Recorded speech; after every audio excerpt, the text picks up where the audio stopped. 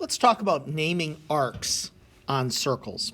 So circles, I guess to begin with, we should just say that we describe circles in a couple of ways. One way is we say that an entire circle has 360 degrees in it. That is, if you started at a point and went all the way around the circle like that, you would say, well, you went 360 degrees.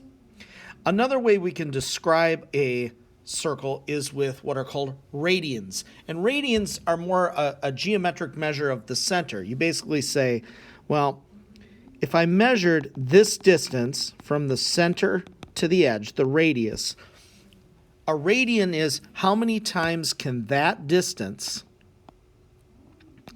be taken around the circle. So if you essentially just bent that red distance and you just kept going, something like that, and that is 2 pi radians. So 6.28 ...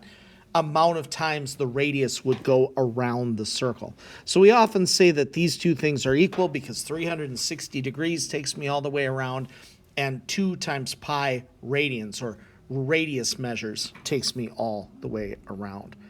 So we're going to deal mainly with degrees for now. So I'm going to take my radian stuff out of there a little bit at a time. And we're going to talk about how we talk about arcs, which are portions of that outside. So oftentimes we'll name some points, like on a circle, we'll say this is A, B. And if I said, well, oftentimes it's nice too to say something like even a third point. If I said the arc,